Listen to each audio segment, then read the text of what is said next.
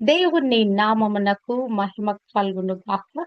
Heavenly light ministries global prayer tower ఆధ్వర్యంలో జరుగుతున్న ఉదయకాలపు స్తుతి ఆరాధన కూడికు మిమ్మల్ందరినీ ప్రేమపూర్వకంగా ఆహ్వానిస్తున్నాను.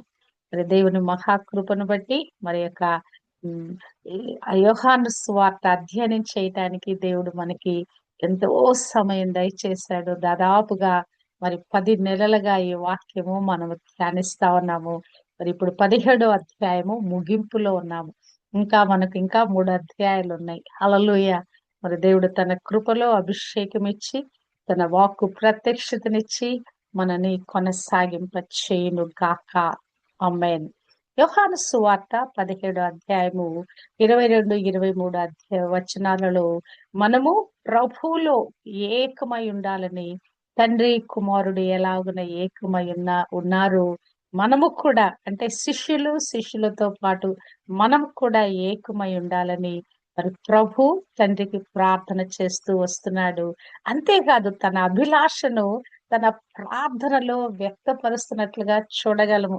తన శిష్యులు ఏమి కావాలి, శిష్యులకు ఏమి అనుగ్రహించబడాలి, శిష్యులు ముందు జీవితంలో ఎలాగున జీవించాలి, ఈ మాటలన్నీ ప్రభు ప్రార్థనలోనే తండ్రికి తెలియ చెప్తున్నాడు. తన హృదయ మరి ఆ యొక్క అభిలాష అంతా ప్రార్థనలో పొందుపరిచి మరి ఆ తండ్రికి ప్రార్థన చేస్తున్నాడు. ఆ ప్రార్థన వింటున్న శిష్యులలో కూడా ఆత్మకార్యము జరుగుతున్నట్లుగా చూడగలము. తండ్రికి మరి క్రీస్తు ప్రభు చేసిన ప్రార్థన వారిని ఆలోచింప చేసి ఉండొచ్చు.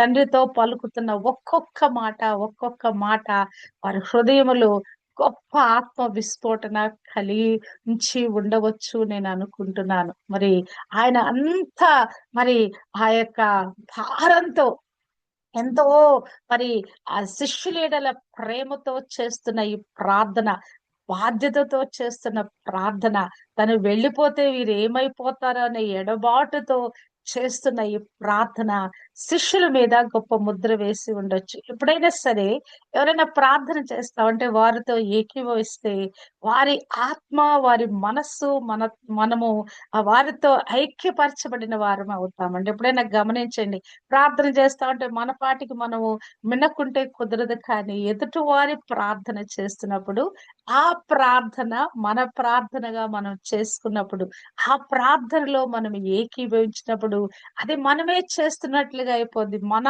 ఆత్మ, మన మనస్సు కూడా అక్కడ కలిసిపోద్ది. వారు ఏదో ఒక అంశం ప్రార్థన చేస్తున్నారు, మనము కూడా ఆ అంశాన్ని అవునుగాక, కలుగునుగాక, ఎస్ లార్డ్, అవునయ్యా క్షమించు ప్రభా అంటే క్షమించు ప్రభా. ఇట్టి విధంగా ప్రార్థన చేసేవారు ఆత్మ ప్రవాహంలో నుంచి చేసినప్పుడు మనము కూడా ఆ ప్రార్థనలో ఏకీభవించినప్పుడు ఆ ప్రార్థన మనము చేసినట్లుగా ఫలభరితంగా ఉంటది. అంతేకాదు మన హృదయాల్లో కూడా హత్తుకున్నట్లుగా అయిపోద్ది. కానీ చాలా సార్లు ఏమవుతుందంటే ప్రార్థన చేసేటప్పుడు ప్రార్థన చేసేవాళ్ళేమో ఫలభరితంగా ఉంటారు, ఫలవంతంగా ఉంటారు, ఆత్మతో నింపబడిన వారుగా ఉంటారు. కానీ సంఘము, సమాజము మౌనంగా ఉంటదండి. అసలు చడి చప్పుడు లేకుండా ఉంటది. కానీ ప్రార్థన చేసేటప్పుడు ఏకీభవించాలి మనం. ఇప్పుడు ఒకళ్ళు ప్రార్థన చేస్తా ఉన్నారు మన యొక్క గ్రూప్ లోని, మనమందరం లైన్ క్లోజ్ చేసుకోవాలి, ఎందుకు డిస్టర్బెన్స్ అవుతుంది గనక. కానీ మనమున్న చెట్టునే ఆ ప్రార్థనలో మనం ఏకీభవించవచ్చు. నేను సాధారణంగా స్థుతులు చెల్లిస్తున్నా, పాటలు పాడుతున్నా, మరి నేను కూడా రాగం కలుపుతాను ఇక్కడ. మరి పాట పాడినప్పుడు నాకు వచ్చిన పాట అయితే మరి నేను కూడా పాట పాడుతూ ఉంటాను. ఆ స్థుతులు చెప్పినప్పుడు నేను కూడా స్తోత్రం స్తోత్రం స్తోత్రం అంటా ఉంటాను. ఆ పదాలు మరి లోపలికి జీర్ణించుకున్నట్లుగా నేను కూడా ఏకీభవిస్తాను. ఇక్కడ ప్రభు చేసిన ప్రార్థన అంతటిలో మరి ఇక్కడ మరి ఆ యొక్క ప్రార్థనలో శిష్యులు ఏకీభవించిన వారై ఆ చేస్తున్న ప్రార్థనను వారు అంగీకరిస్తున్నారు, వారు అర్థం చేసుకుంటున్నారు, వారి జీవితానికి వారు అన్వయించుకోబోతున్నారు. హల్లెలూయా. ఇక్కడ ప్రభు చెప్తున్న మాటలు 17వ అధ్యాయము 24 వచనములో చూస్తే, తండ్రి నేను ఎక్కడ ఉందునో అక్కడ నీవు నాకు అనుగ్రహించిన వారును నాతో కూడా ఉండవలెననియు హల్లెలూయా. ఇక్కడ ప్రభువు తన కోరికను, అభిలాషను తన తండ్రితో వ్యక్తపరుస్తున్నాడు. ఏమి వ్యక్తపరుస్తున్నాడు? అయ్యా నాకు కొంతమందిని అనుగ్రహింపచేశావు కదా! వీరందరిని నాకు అనుగ్రహింపచేశావు. కానీ వారు ఎక్కడ ఉండాలి? నేను వెళ్ళిపోతున్నాను కదా! ఈ లోకం విడిచి వెళ్ళిపోతున్నాను. అయినను నా ఆశ, నా అభిలాష ఎలా ఉందంటే, వారు నాతో కూడా ఉండవలెననియు, నీవు నాకు అనుగ్రహించిన మహిమను వారు చూడవలెననియు కోరుకొనుచున్నాను. హల్లెలూయా. తండ్రికి తన యొక్క ఆశను, అభిలాషను వ్యక్తపరుస్తూ ప్రభువు చెప్తున్నాడు. మరి ఏమి? అయ్యా నాకు చేసావు కొద్దిమందిని. వారు ఎల్లవేళలా ఎప్పటికీ వారు నాతో కూడా ఉండాలి. నా మహిమను వారు చూడాలి. ఇది ఎలా సాధ్యము? ప్రభు వెళ్ళిపోతున్నాడు. ప్రభు వెళ్ళిపోయినాక మరి ఎలా కలుసుకుంటారు? అవునా కాదా? ఆయన ఆయన మరణించబోతున్నాడు. తిరిగి లేచి వెళ్ళిపోయే దినాలొచ్చేసినాయి కదా! ఈ కొద్ది కాలం అదే రోజు రాత్రి మరి ఆయన సిలువకు అప్పజెప్పబడతాడు. మరి పక్క రోజున సిలువ వేయబడతాడు. మరి ఆ పక్క రోజున మరి సమాధిలో ఉంటాడు ఆయన. ఆ పక్క రోజున ఆయన మరి పునరుత్థానుడుగా తిరిగి లేస్తాడు. మరి వారితో ఒక 40 దినాలు సహవాసం చేస్తాడు. తర్వాత తన పర్మనెంట్ రెసిడెన్స్‌కి వెళ్ళిపోతాడు ఆయన కదా! మనకు గూడా పర్మనెంట్ రెసిడెన్స్ మరి ప్రెజెంట్ రెసిడెన్స్ అని ఒక 2 ఉంటాయి అడ్రెస్‌లు మనకు కూడా. 2 చిరునామాలుంటాయి. ప్రభువు ఇప్పుడు ఎక్కడికెళ్ళిపోతున్నాడు? భూమి మీద తాత్కాలిక నివాసము తనొక పని మీద కమిషన్ చేయబడొచ్చాడు. అది ముగించాడు. తన యొక్క మరి పర్మనెంట్ అడ్రస్‌కెళ్ళిపోతున్నాడు ఆయన. మరి ఇక్కడ శిష్యులు ఎలా ఉండగలరు? ప్రభు యొక్క మరి ఆలోచన ఏంటి? ప్రభు యొక్క ఉద్దేశం ఏంటి? నీవు నాకు చేసిన వారు నాతో కూడా ఉండాలి. అంటే పరలోకంలో వారు పరలోకానికి వాళ్ళు చనిపోయినాక వారి ఆత్మీయ జీవితాన్ని భద్రపరుచుకొని చనిపోయినాక ప్రభుతో కలిసి నిరంతరము జీవించాలనే కాదు కానీ ఆ యొక్క ఆ యొక్క తన యొక్క శిష్యులైన వారు తనతో కలిసి జీవించాలంటే ఆత్మలో కనెక్ట్ అయి జీవించాలన్నది ప్రభు యొక్క ఉద్దేశం అన్నది. నేను వెళ్ళని ఎడల మీకు పరిశుద్ధాత్ముడు అనుగ్రహించబడడు. ఆదరణకర్త రావాలంటే ఆయన వచ్చి మరి మీతో కూడా నివాసము చేయాలంటే నేను వెళ్ళాలి. వెళ్ళితేనే ఆదరణకర్త వస్తాడు. నేను వెళ్ళితేనే ఆ పరిశుద్ధాత్మ దేవుడు మీ మీదకొస్తాడు కనుక నేను వెళ్ళాలి అని చెప్పి ప్రభువు చెప్పిన మాటల ప్రకారంగా ఇక్కడ ప్రభు కోరుకుంటున్న విషయం ఏంటంటే నేను నిరంతరము వారితో కలిసి ఉండాలయ్యా. వారు నిరంతరం నాతో కలిసి ఉండాలి. వారు నా మహిమను చూడాలి. ఎలా సాధ్యం ఇది అని మనం ఆలోచిస్తే గనక ఆత్మలో సాధ్యం. ఆత్మలో ఇది స్పిరిచువల్ కనెక్టివిటీ అంటే విడదీయరాని అనుబంధం ఇది. మనుషులుగా మనం విడిపోతాం గాని మన ఆత్మలు ఎప్పుడు కలిసే ఉంటాయి కదా! మనం మనం క్రీస్తులో మనం మమేకమై ఉన్నాం. క్రీస్తులో మనము ఒక్కటిగా చేయబడి ఉన్నాం. హల్లెలూయా. ఆత్మలో ఒకరిలో ఒకరు మనము కనెక్ట్ అయిపోయిన వారుగా ఉన్నాం. క్రైస్తవులు ఆత్మ పొందుకున్న వారు ఎక్కడైనా ఉండని కదా! ఆ వధువు సంఘంలో అందరూ కూడా కనెక్ట్ అయి ఉన్నారు ఆత్మలో. ఒక ఆత్మతో, ఒక ఆత్మతో, ఒక ఆత్మతో అందరం కలిసి ఒక గుంపుగా కనెక్ట్ అయి ఉన్నాం. హల్లెలూయా. మన బాడీ లోపల సెల్స్ ఎలాగున ఆ కనెక్షన్ లో ఉంటాయో కదా! ఎన్నో మరి ఎన్నో మరి వేల ఎన్నో ఉంటాయి. అన్‌కౌంటబుల్ కణాలున్నాయి మనలో. మన శరీరమే కణ సముదాయము కదా! అట్టి విధంగా అవన్నీ ఒక్కటితో ఒకటి ఎలా ఉన్నాయో మనమందరము విశ్వాసులమైన మనమందరం కూడా ఆత్మలో అట్టి విధంగా మనం ఒకరితో ఒకరు కలిసిపోయిన వారుగా ఎలాగున క్రీస్తు ప్రభు తండ్రితో కూడా ఆత్మ ద్వారా కనెక్ట్ చేయబడిన వారుగా ఉన్నాం. ప్రభు యొక్క ప్రార్థన ఇదే తండ్రికి, అయ్యా నేను వచ్చేస్తున్నాను, మరి విడిచిపెట్టి వస్తున్నాను. కానీ వారు ఎల్లప్పుడూ నాతో కనెక్టివిటీలో ఉండాలి. వాళ్ళు ఆ కనెక్షన్ కట్ కావటానికి వీలు లేదు. ఇప్పుడు నేను ఇక్కడ మరి కూర్చునున్నప్పుడు మాకు కరెంట్ పోయింది ఒక 5 నిమిషాలు.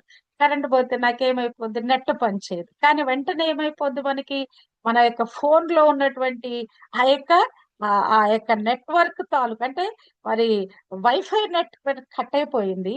కానీ ఆ నెట్వర్క్ తాలూకు ఏదైతే ఉందో అది వెంటనే ఆపరేట్ అయిపోయింది. ఆపరేట్ కాబట్టి ఈ ఉదయకాలపు కూడిక నేను కంటిన్యూ చేయగలుగుతున్నాను. లేకపోతే అది నేను కట్ అయిపోయేది. అందరి ఫోన్స్‌లో నుంచి కట్ అయిపోయేది. అంటే నా దగ్గర కరెంట్ లేదు. నా దగ్గర వైఫై కట్ అయిపోయింది. కానీ వెంటనే మరొక కనెక్షన్, మరొక నెట్వర్క్ ఏదైతే ఫోన్ నేను వాడుతున్నానో, నెట్వర్క్ వాడుతున్నానో దానిలోంచి వచ్చేటువంటి ఆ నెట్ ఈ కనెక్టివిటీని నిలిపింది. అంటే ప్రభువులో ఏ కారణం చేత గూడా మనము ఆ కనెక్టివిటీ పోగొట్టుకోకూడదు. ఇక్కడ ఒక ఇంటరప్షన్, లోకానుసారం ఒక ఇంటరప్షన్, కరెంట్ పోయింది. కానీ దేవుడేం చేశాడు, మరి నాకు వెంటనే ఆ తలంపిచ్చేదాన్ని నేను మరి ఆపరేట్ చేయటానికి మొబైల్ డేటా ఆపరేట్ చేయటానికి నేను సాధారణంగా ఇంట్లో ఉన్నప్పుడు మేము మొబైల్ డేటా వాడము. ఎందుకంటే ఇంట్లో వైఫై ఉంది గనక మొబైల్ డేటా వాడము. కానీ ఇక్కడ ఏమైంది? వెంటనే మరొక కనెక్టివిటీ. కానీ క్రీస్తులో ఎదిగే మనం మరొక ప్రత్యామ్నాయం లేదండి. రెండో సెకండ్ దానికి మనం వెళ్ళలేం. ఆత్మ దేవుడు అంటే ఆ పరిశుద్ధాత్మ ఆ కనెక్టివిటీలోనే మనం ఉండాలి. హల్లెలూయా! నిరంతరము గూడా ఈ ఆత్మలో మనం నూతన పరచబడుతుండాలి. ఆత్మలో అనుసంధానించబడి ఉండాలి. ఈ ఆత్మలో మనం మమేకమైపోతూ ఉండాలి. హల్లెలూయా! అప్పుడే మనం ఆరోగ్యంగా ఉండగలం. అప్పుడే ఆనందంగా ఉండగలం. అప్పుడే రక్షణ ఈ యొక్క మరి ఈ మహిమలో మనం కొనసాగగలం. హల్లెలూయా! హల్లెలూయా! ప్రభు ఆ దినం చేసిన ప్రార్థన మనందరి గురించి కూడా చేసిన ఈ ప్రార్థనలో, అయ్యా నీవు నాకు అనుగ్రహించిన వారు నాతో కూడా ఉండవలెను. ఆ ప్రార్థనలో నీవు నేను కూడా ఉన్నాము. అందును బట్టి ఈ దినము తండ్రితో కుమారుడైన క్రీస్తుతో కూడా పరిశుద్ధాత్మ ద్వారా కనెక్ట్ చేయబడి ఉన్నాం. అంతేకాదు ఇంకొక ప్రార్థన అంశంగా ప్రభు ఏం చెప్తున్నాడంటే తండ్రికి, నీవు నాకు అనుగ్రహించిన నా మహిమను వారు చూడవలనని కోరుచున్నాను. ఈ నా మహిమ నువ్వు ఇదిగో ఈయన నా ప్రియ కుమారుడు, ఈయన యందు నేను ఆనందిస్తున్నానని నువ్వు పదే పదే పరలోకం నుంచి సర్టిఫికెట్ ఇస్తావన్నావు. మరి ఇక్కడ నేను కూడా మరి నా మహిమ గల కార్యాలను నేను చేస్తూ వచ్చాను. కానీ ఆ రూపాంతరంలో కూడా నా మహిమను నేను కొద్ది మందికే బయలుపరిచాను. ఇప్పుడు వాళ్ళందరూ కూడా నా మహిమను వారు చూడాలి. అసలు వాట్ ఐ యామ్, నేను ఎంత మహిమకరుడునై ఉన్నానో, ఈ యొక్క నేను భూమి మీదకి రాకముందు నీకు నాకు సమానమైన మహిమ ఉంది. మనం ఈక్వల్ గా ఉన్నాం. ఇక్కడ నేను భూమి మీద నరావతారిగా వచ్చుట ద్వారా నా మహిమ మరి లిమిట్ అయిపోయింది కదా! మరి నేను మానవుడిగా నా మహిమ లిమిట్ అయిపోయింది కానీ నాకొక మహిమ ఉంది కదా! ఈ మహిమ వారు చూడాలి ప్రభు అని ఆయన కోరుకుంటున్నాడు. హల్లెలూయా! కదా అది ఎప్పుడు జరిగిందండి? ఆయన ఆరోహణమై ఎళ్ళేటప్పుడు ప్రభు పునరుత్థానుడుగా లేచిన తర్వాత మరి వారితో మరి కలిసి మరి ఆ 40 దినాలు కనపడుతూ వారికి ప్రత్యక్షపరచబడుకున్న తర్వాత మరి ఆయన శరీర రూపిగా వారికి ప్రత్యక్షపరచబడ్డాడు. ఆత్మస్వరూపుడుగా ప్రత్యక్షపరచబడ్డాడు కదా! మూసి ఉన్న తలుపుల్లోంచి లోపలికెళ్ళిపోయాడు. ఎలా సాధ్యమైంది అక్కడ? ఆయన ఆత్మస్వరూపుడుగా వారి మధ్యకొచ్చాడు. మరి అక్కడ వారితో మరి భోజనం తిన్నాడు. ఆ చేపలు కాల్చినప్పుడు భోజనం తిన్నాడంటే శరీర రూపంలో గూడా ఆయన తిన్నాడు కదా! తన యొక్క మహిమను, ఫుల్‌నెస్ ఆఫ్ గ్లోరీని కదా ఆరోహణమై ఎళ్ళేటప్పుడు అసలు ఆ ప్రదేశం అంతా ఎంత గ్లోరియస్‌గా మార్చబడి ఉంటదో. నీవు నాకు అనుగ్రహించిన నా మహిమను వారు చూడవలెననియు నేను కోరుచున్నాను. హల్లెలూయా! అసలు ఈ మహిమ అనేది ప్రస్ఫుటంగా మనకు కనిపిస్తదండి. దేవుని యొక్క మహిమ అనేది ఆ యొక్క ఔరా కదా! క్రీస్తు ప్రభు ఫోటోకి ఆయన తల మీద ఒక చిన్న ఒక మహిమలాగా వేస్తారు. మామూలుగా ఫోటోస్‌లో మనం చూస్తే గనక. అంటే ఆ మహిమ అనేది ప్రతి ఒక్క క్రైస్తవుడు గూడా దేవుడు అనుగ్రహింప చేశాడు. యేసు రక్తంలో కడగబడి, మరి ఆ యొక్క నీతిమంతులుగా తీర్చబడి, పరిశుద్ధులుగా చేయబడుతున్న మనకి కూడా ఒక్కొక్కరికి ఒక ఔరా ఉంది. మన మీద కూడా కదా! దేవుని యొక్క మహిమ కిరీటమును మనం ధరించిన వారుగా ఉన్నాం. హల్లెలూయా! కనుక ఈ మహిమని చూడాలని నేను కోరుకుంటున్నాను. నాకు ఎంత మహిమ ఉందో కదా! మనకేదో కొంచెం ఉంటదేదో మన పైన తలల మీద కొంచెం ఉంటదేమో మహిమ. ప్రభు the glorious person hallelujah! Fullness of గ్లోరీతో నిండి ఉన్న ఆయన మహిమను వారు చూడాలని ఆయన కోరుకుంటున్నాడు. అంటే ఏంటి అర్థము? వారు కూడా ఆ మహిమను పొందుకోవాలి. హల్లెలూయా! వారు కూడా అదే మహిమను పొందుకోవాలి అని చెప్తూ, ఇక్కడ ఆ మాట ఎప్పటి నుండి మరి నేను ఇవన్నీ నీ యొద్ద నుంచి పొందుకున్నానంటే, జగత్తు పునాది వేయబడక మునుపే నీవు నన్ను ప్రేమించితివి. హల్లెలూయా! ఈ యొక్క ఈ ప్రేమను బట్టి నేను తిరిగి మరి యొక్క ఈ పనిని ముగించటానికి నేను బయలుదేరి వచ్చాను. ఈ ప్రేమ లేకపోతే నేను ఈ పని చేయగలిగే వాడిని కాదు కదా! ఎప్పుడైనా సరే ప్రేమతో ఎవరికన్నా పని చెప్పండి. నువ్వు చక్కగా పని తీసుకోవచ్చు ఎదుటి వాళ్ళ మీద. కొన్నిసార్లు పెత్తనం చేసి, వాళ్ళ మీద అధికారం చేసి, వాళ్ళని బలవంతం చేసి పనులు కొన్ని చేయించలేమండి. కొన్నిసార్లు ప్రేమతోటి ఏ పనినైనా మనం చేయించుకోగలం. ఇక్కడ ప్రభువు కూడా జగత్ పునాది వేయబడక ముందే నువ్వు నన్ను ప్రేమించితివంటే, ఆ ప్రేమ ఏం చేసిందంటే, మానవాళికి వెళ్లి ఈ యొక్క త్యాగపూరితమైన బలియాగం చెయ్యాలని ఒక నిర్ణయం కలిగినప్పుడు, వెంటనే ఆటోమేటిక్ గా కుమారుడైన క్రీస్తు ఒబ్లై చేసేసాడు. నేను వెళ్తాను. నేను వెళ్లి మహోన్నతమైన కార్యము చేసి వస్తాను అంటే, ప్రేమ ఏం చేస్తదంటే, మనల్ని బలవంత పెట్టుద్దండి చేయటానికి. అది మనము చెయ్యలేని కార్యమైనా, అది మనకు భారభరితమైన కార్యమైనా గాని, చెయ్యటానికి మనకు ప్రోద్బలం కలగజేస్తది. అంతేగాదు చెయ్యటానికి మన పుషప్ చేస్తది. ఆ ప్రేమ మనలని బలవంతం చేస్తది. ఆ యొక్క కార్యం జరిగించటానికి మనకు శక్తినిస్తది. హల్లెలూయా! అయ్యా జగత్ పునాది వేయబడక మునుపే నీవు నన్ను ప్రేమించావు గనక, ఆ ప్రేమను బట్టి నేను వచ్చి ఈ కార్యం చేసి నేను ముగించగలుగుతున్నాను. లేకుంటే నన్ను బలవంతంగా నువ్వు వెళ్ళమంటే నేను వచ్చేవాడిని కానేమో కదా! ఎ నా అంతట నేనే నా ప్రాణం పెట్టుచున్నాను. ఎవరి బలవంతం లేదని ప్రభువు మాట్లాడతాడు. యోహాను సువార్తలోనే. అవునా కదా! ఇది ఎవరు చెప్తే మరి బలవంత పెడితే నాకై నేనే నా ప్రాణం పెట్టుచున్నాను. నా ప్రాణం పెట్టడానికి నాకు అధికారము కలదు.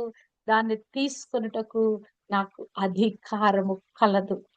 ప్రభు ఎల్లప్పుడూ కూడా మరి తనతో కనెక్టివిటీలో తన శిష్యులుండాలని, శిష్యులతో పాటు మనం ఉండాలని ప్రభు కోరుకుంటున్నట్లుగా మనము చూడగలము.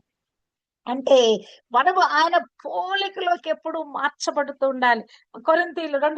కొరింథీయులకు రాసిన రెండో పత్రిక 3:18లో మరి పౌలు భక్తుడు ఒక మాట చెప్తున్నాడు. మనమందరము ముసుకులేని ముఖముతో ప్రభు యొక్క మహిమను అద్దము వలె ప్రతిఫలింప చేయుచు, మహిమ నుండి అధిక మహిమను పొందుచు, ప్రభువగు ఆత్మ చేత ఆ పోలికగానే మార్చబడుచున్నాము. ప్రభువు ఎంత మహిమాన్వితుడో, ఎంత మహిమతో నింపబడిన వాడో, ఆ మహిమను ప్రభువగు ఆత్మ చేత ఆ పోలికగా మనం మార్చబడుతున్నాం. ఇప్పుడు మనము కూడా మహిమతో నింపబడిన వారమైపోయామండి. మన ముఖాల్లో ఒక వెలుగు, మన ముఖాల్లో ఒక తేజము, మన ముఖాలలో ఒక దేవుని వర్చస్సు. అవునా కాదా? మనం రంగుకి ఏ రంగులోనే ఉండని, కానీ మన ముఖాలు కళకళలాడుతూ జీవంతో నిండినట్లుగా, మరి ఆనందంతో నిండినట్లుగా, సంతోష సమాధానంతో నిండినట్లుగా మన ముఖాలలో తేట తెల్లంగా దేవుని మహిమ కనిపిస్తుంది. హల్లెలూయా! అది ఎక్కడి నుంచి? మన ఆత్మలలో నుంచి మనల్ని నూతన పరుస్తా ఉన్నది. మనమందరము ముసుకులేని ముఖముతో ప్రభు యొక్క మహిమను అద్దము వలె ప్రతిఫలింప చేయుచు, మహిమాన్వితుడైన ఆయనను ధరించిన మనము మన ఆత్మలలో నూతన పరచబడుచు, ప్రతిదినము ఆయన అనుభవిస్తూ, ఆయనలో కనెక్టివ్‌లో ఉన్న మనము ఎలాగున మార్చబడుతున్నామంట, మహిమ నుండి అధిక మహిమ పొందుతూ, ఈరోజు కొంచెం మహిమ, రేపు కొంచెం, ఆ తర్వాత కొంచెం, ఈ విధంగా మహిమ నుండి అధిక మహిమలోకి వెళ్ళుచు, ప్రభువు ఆత్మ చేత ఆ పోలికగానే మార్చబడుచున్నాము. హల్లెలూయా! హల్లెలూయా! ప్రభు నా మహిమను చూడాలి. నా శిష్యులు, నా వారు నా మహిమను చూడాలని మరి ఆ కోరుకున్న ప్రార్థనలో ఆ మహిమతో వారు కూడా నింపబడాలని కోరుకుంటున్నాడు. ఆ మహిమ ద్వారా మహిమ నుండి అధిక మహిమ మరి పొందుకుంటూ ఆ యొక్క ఆత్మ చేత ఆ ఆ యొక్క ప్రభు యొక్క మహిమా స్వరూపాన్ని మనము ధరించబడిన వారిగా, ఆ పోలికలోకి మార్చబడే వారుగా ఉండాలని ప్రభు కోరుకుంటూ ప్రార్థన చేస్తున్నాడు. హల్లెలూయా. 25వ వచనము, నీతి స్వరూపుడగు తండ్రి, లోకము నిన్ను ఎరుగలేదు, నేను నిన్ను ఎరుగుదును, నీవు నన్ను పంపితివని వీరు ఎరిగి ఉన్నారు. హల్లెలూయా కదా. ప్రభుని ఎరుగుటే, తండ్రిని ఎరుగుటే నిత్య జీవమని 3వ వచనంలో మనం ధ్యానించాము కదా. అద్వితీయ సత్యదేవుడవైన నిన్నును, నీవు పంపిన యేసు క్రీస్తును ఎరుగుటయే నిత్య జీవం. అసలు నిత్య జీవం అంటే ఏంటి అని ఒక ప్రశ్న వేసుకుంటే, అసలు అది ఎక్కడ ఉన్నది, ఎక్కడ మనం పొందుకుంటామంటే దేవునిని ఎరుగుటమే, ఈ యొక్క లేఖనాలు ఎరుగుటమే, రాయించబడిన యొక్క మర్మంతో కూడిన వాక్యాన్ని మనం అర్థం చేసుకొనటమే. క్రీస్తు ఏమైనాడు, తండ్రి ఏమైనాడు, పరిశుద్ధాత్ముడు ఏమై ఉన్నాడు, వీరు మన కొరకు ఏమి కార్యం చేశారు అనేది మనము తరిచి తరిచి అర్థం చేసుకోవటంలోనే, ఆ యొక్క తెలుసుకోవటంలోనే, ఎరిగి ఉండటంలోనే మనం నిత్య జీవానికి వారసులం అయిపోయాం. హల్లెలూయా, హల్లెలూయా.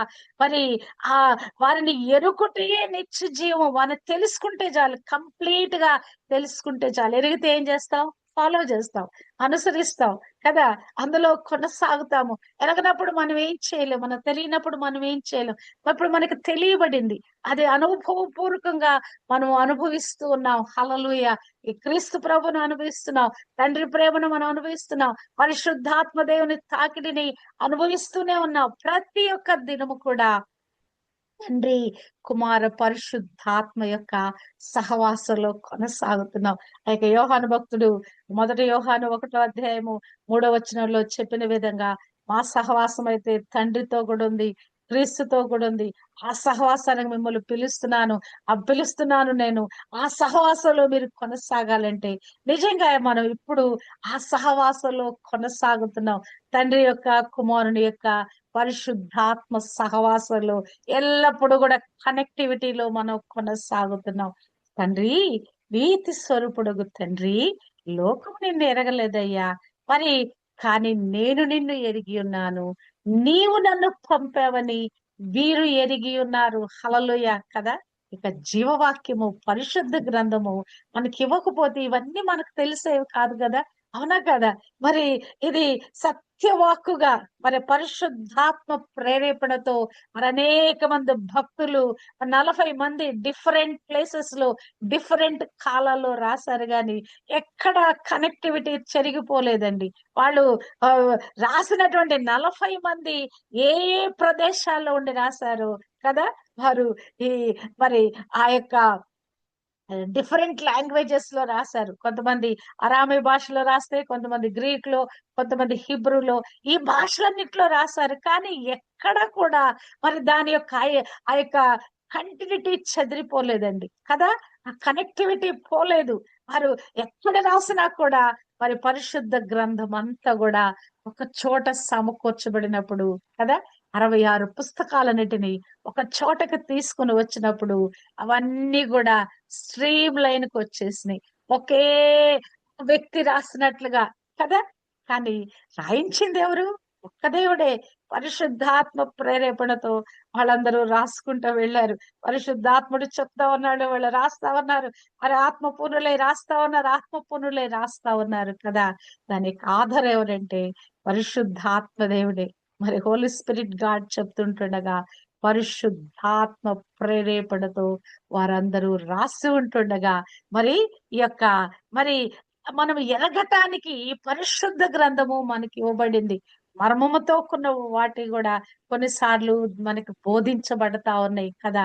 మనం ధ్యానించే కొలది, ఆ లోతుల్లోకి వెళ్లే కొలది, చదివిందే చదివి ఇది ఎందుకు ఇట్లా రాయించారు, ఇందులో ఏం అర్థం ఉండొచ్చు కదా, ఇందులో భావం ఏమై ఉండొచ్చు, ఏ సందర్భంలో రాశారు, ఎందుకు రాశారు, ఇందులో నాకు ఉపయోగపడేది ఏముంది, నేను అనుసరించవలసింది ఏముందని ఇట్టి విధంగా మనం ధ్యానించుకుంటూ వెళ్లే కొలది పరిశుద్ధాత్మ దేవుడే మన పక్కన కూర్చొని మనకు బోధిస్తాడండి. He will teach us, he will guide us, he will speak with us, he will preach to అస్.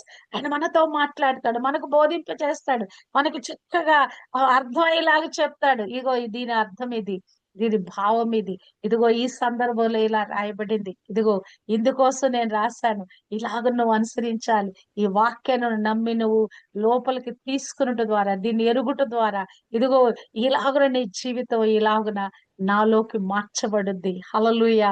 ప్రభు ఆత్మ ద్వారా ఆ పోలికలోనే మార్చబడుతున్నావు అంటే ఎలా మార్చబడుతున్నావు? ఆత్మ తాకిడి ద్వారా ఆత్మదేవుడు మరి క్రీస్తు ప్రభు ఏదైతే చెప్పి వెళ్ళాడో వాటిని తిరిగి తిరిగి మనకు బోధించుట ద్వారా పరిశుద్ధాత్మదేవుడు మనలో ఉండి అన్నిటినీ మనం ఒప్పింపచేస్తూ చెడు మార్గానికి వెళ్లకుండా మనం నిగ్రహింప చేయుట ద్వారా మనము ఈ కనెక్టివిటీలో కొనసాగుతున్నాము. నీవు నన్ను పంపితివని వీరు ఎరిగి ఉన్నారు. ఎలా ఎరగగలమంటే ఆత్మ ద్వారా సమస్తము మనం ఎరగగలుగుతున్నామండి. లేకుంటే మన మందబుద్ధికి, లోకానుసారమైన జ్ఞానానికి మనకు అది అనుగ్రహించబడేది కాదు. మనకి అర్థమయ్యేది కాదు కదా. ప్రజలకు ఎందుకు అర్థం కావట్లేదు? మరి ఆత్మలు మూసుకుపోయిన స్థితిలో ఉన్నాయి. క్రీస్తు ప్రభు ఎవరో మరి ఎందుకు గ్రహించటం లేదు? ఎందుకు వ్యతిరేకులుగా ఉన్నారు? ఎందుకు క్రైస్తులైన వారిని కొట్టి చంపుతున్నారంటే వారికి అర్థం కావటం లేదు. వారికి ఎరగలేకపోతున్నారు. సత్యము వారు వినటం లేదు. మరి విన్నదాన్ని వారు మనసులోకి తీసుకోవట్లా, ఎరగటం లేదు కనుక క్రీస్తు ఏమై ఉన్నాడు ఎరగటం లేదు. ఆత్మదేవుని కృప వారి మీద లేదు.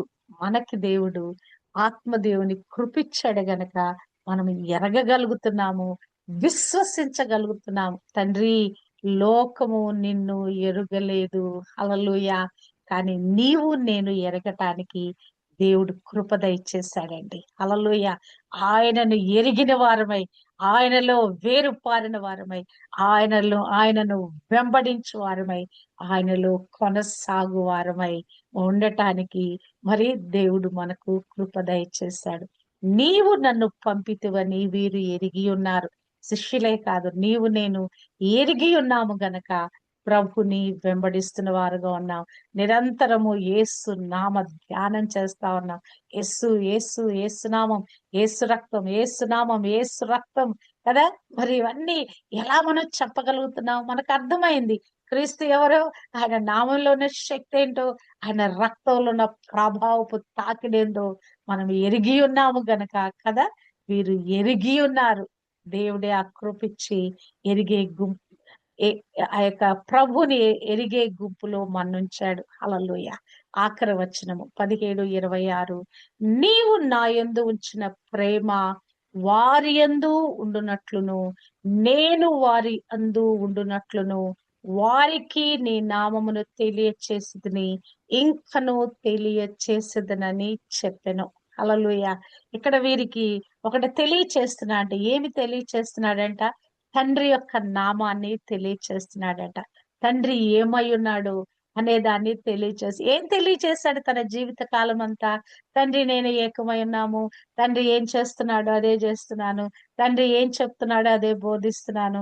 అక్కడ నేను ఏం చూసి వచ్చాను అదే ఇక్కడ నేను కనబరుస్తున్నాను. అంతే కదా. అంటే కంప్లీట్ గా తండ్రి ఏమై ఉన్నాడు, ఆ కం కం ఆ యొక్క తండ్రికి కలిగిన లక్షణాలన్నిటినీ తన జీవితం ద్వారా ప్రస్ఫుటంగా వారికి బయలుపరిచి ఉన్నాడు. ప్రాక్టికల్స్ లో వారికి నేర్పించినప్పుడు తండ్రి ఎలా ఉన్నాడో నేను కూడా ఈ భూమి మీద తండ్రి వల్లే ఉన్నాను. అసలు ఎలా ఉన్నాను నేను? ప్రేమతో నింపబడి ఉన్నాను నేను. నీవు నా యందు ఉంచిన ప్రేమ వారి యందును ఉండునట్లు. హల్లెలూయా. ఎక్కడ దేనితో వారు కనెక్టివిటీలో ఉన్నారండి? ఆత్మదేవుని కనెక్టివిటీ ప్రేమతో ప్రారంభమవుద్దండి. సంతోషంతో, సమాధానంతో ప్రారంభమవుద్ది. ఆత్మ ఫలముతో ప్రారంభమవుద్ది. ఈ యొక్క కనెక్టివిటీలో ఉండాలంటే ఆత్మ ఫలం మనం ఫలించకుండా ఇందులో మనము కొనసాగలేము కదా. ఆత్మవరాలు మనలో ప్రజ్వలించాలంటే మొట్టమొదటిగా ఆత్మ ఫలముతో మనం నింపబడాలి. ఆత్మ ఫలము ఎప్పుడైతే మనలో వికసిస్తుందో అది పండుగా మారుద్దో, తినటానికి యోగ్యపరచబడుతుందో ఆ పండు, అట్టి విధంగా ఈ యొక్క ఆత్మ ఫలము ఫలించిన తర్వాత, ఆ ప్రేమలో మనం వేరు పారిన తర్వాత, ఆ ప్రేమ యొక్క లోతు, ఎత్తు, పొడవు ఎంతో మనము గ్రహించిన తర్వాత, అప్పుడు ఆత్మలో మనము వికసించిన వారుగా, ఆత్మ తీవ్రత కలిగిన వారుగా, ఆత్మ ప్రభావపు తాకిడితో నింపబడిన వారుగా చేయబడతామండి కదా. అన్నిటికీ మూలం ప్రేమనండి కదా. జగమంతా ప్రేమమయం. ఈ ప్రేమతో మనం నింపబడితే అసలు అన్నిటిని మనం సాధించగలమండి. దేవుని ప్రేమ, మానవాళిని ప్రేమించిన ప్రేమ, తన ఏకైక కుమారుని మనకు అనుగ్రహింప చేసిన ప్రేమ, క్రీస్తు ప్రేమ, తన్ను తాను ఉపేక్షించుకొనక మరి సిలువను సహా మరి ఆయన భరించటానికి, సిలువ మీద బలియాగ కావటానికి తన్ను తానుగా ఈ ప్రపంచ మానవాళి కొరకు పెట్టిన ప్రేమ. హల్లెలూయా. ఈ ప్రేమ చేత మనం నింపబడాలండి. నీవు నా యందు ఉంచిన ప్రేమ వారి యందును ఉండునట్లు. హల్లెలూయా. ఆయన ఒక లోక రక్షణ కొరకు, లోక పాపముల యొక్క శాంతి కొరకు ఆయన వచ్చి ఉన్నాడు. ఆ ప్రేమ మన యందు ఉండాలి. తండ్రి యొక్క ప్రేమ కుమారుడిలో ఎలాగున నింపబడిందో ఆ ప్రేమ, కుమారుడిలో ఉన్న ప్రేమ మొత్తం కూడా మనతో మనం నింపబడాలండి. ఆ ప్రేమ మనలో జాలువారాలి. ఆ ప్రేమ మనలో ఉప్పొంగి పొరలి ప్రవహించాలి. హల్లెలూయా. ప్రేమతో మనం నింపబడినప్పుడు ప్రభు కొరకు మనము మరి ఆ యొక్క ఆ ప్రభు పోలికలోకి మార్చబడుతూ కదా. ప్రేమ లేకపోతే అసలు మనం ఎటు నుంచి ఏది కూడా కామండి. క్రైస్తవ జీవితము ప్రేమమయంగా మార్చబడాలి. కరుణామయంగా మార్చబడాలి. కనికరమయంగా మార్చబడాలి. దయామయంగా మార్చబడాలి. ఎలాగున ప్రభు గురించి గుణ లక్షణాలు చెప్పబడినయో, ఆయన క్షమించుటకు సిద్ధ మనసు గల దేవుడు, కనికర సంపన్నుడు కదా. ఆయన మరి క మరి కరుణామూర్తి, వాత్సల్యత కలిగిన వాడు, దయ చూపువాడు, జాలి చూపేవాడు కదా. ఈ యొక్క లక్షణాలన్నీ మన బైబిల్ గ్రంథంలో ఆయా సందర్భాలలో దేవుని గురించి మనం తెలుసుకున్నాం.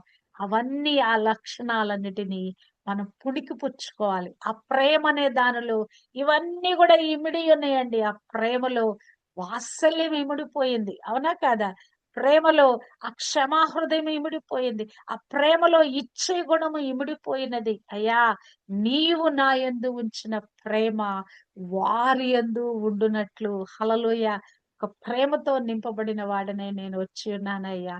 ఈ ప్రేమతో వారు నింపబడాలి. ప్రేమతో నింపబడితే తప్ప మరి పౌలు భక్తుడు అంటాడు, 1 కొరింథీ 13 అధ్యాయంలో అంటాడు, నాకు ఎన్ని భాషలొచ్చినా మరి నేను మరి ఇంకెంతగా మరి దేవుని కొరకు వాడబడినా గాని, ఎంత నాకు ఏమున్నా కూడా, ఎన్ని క్వాలిటీస్ ఉన్నా కూడా ప్రేమ లేకపోతే నేను వ్యర్థుడను అంటాడు. అంటే ఆ దేవుని ప్రేమ చేత నింపబడకపోతే నా జీవితం వేస్ట్ అని చెప్పేసి పౌలు భక్తుడు స్టేట్మెంట్ ఇస్తున్నాడు. అంటే ఏంటి?